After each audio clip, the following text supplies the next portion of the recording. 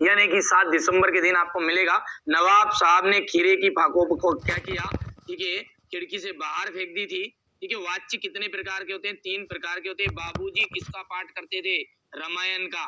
ठीक है, प्रतिवाद के कवि माने जाते हैं रामधारी सिंह दिनकर। विनय पत्रिका के कवि का क्या नाम है? तुलसीदास है।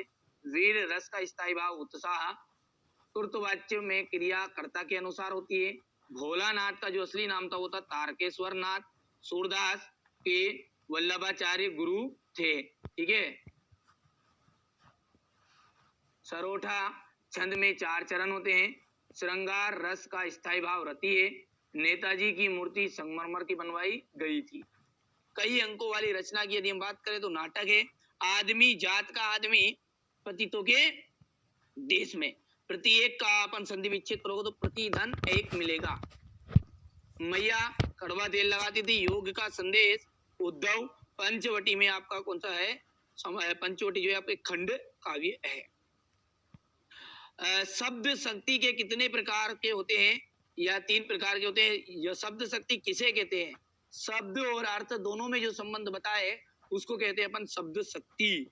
भोलानाथ शिक्षक ना क्यों भूल गए? साथी बच्चों को खेलता देखकर। कड़वी ककड़ी सा क्या लगता है? योग का संदेश। वात्सल्य रस के अलावा रसों की संख्या कितनी मानी गई है? 9। हिंदी की सर्वाधिक लोकप्रिय विधा कौन सी है? कहानी है। ठीक है, सत्य सत्य की यदि हम बात करें तो संधि कितने प्रकार की? 3 प्रकार की होती है। मैया ने हल्दी पीसकर भोलानाथ के गांव पर थोपी थी क्या? बिल्कुल सत्य बात है। किसी बुद्धिस्ट के मरने पर रंगीन पताका फेरी जाती है? नहीं। ठीक है, काले झंडे दिखाई देते हैं? बिल्कुल। ठीक है, इसलिए यहाँ पर यह सत्य होगा। गोपियों ने उद्धव के संदेश को स्वीकार किया। अरे जूता मारने का मन कर रहा था गोपियों का तो मान ले, पर बस का नहीं था नहीं। ठीक है, इसलिए यह सत्य हो गया। कामयानी आधुनिक काल का श्रेष्ठ महाकाव्य सत्य है। पान वाला कैप्टन वाले चश्मे वाले का भाई है असत्य है। यहाँ से देख सकते हैं आप, ये क्वेश्चन नंबर 6 है आपका। क्वेश्चन नंबर 7 की यदि हम बात करें तो किन आवश्यकताओं की पूर्ति के लिए सुई धागे का आविष्कार हुआ होगा? भगत के व्यक्तिगत और उनकी वेशभूषा का अपने शब्दों में चित्र प्रस्तुत कीजिए। यशपाल अथवा मन्नू भंडारी का साहित्यिक परिचय निम्नलिखित बिंदुओं पर लिखना है। ठीक है, निम्नलिखित मुहावरों का अर्थ लिखकर वाक्य में प्रयोग कीजिए। और यहाँ पर समास विग्रह करना है। माता का आंचल शीर्षक उपयुक्तता बताते हुए अन्य शीर्षकों को सुझाइए।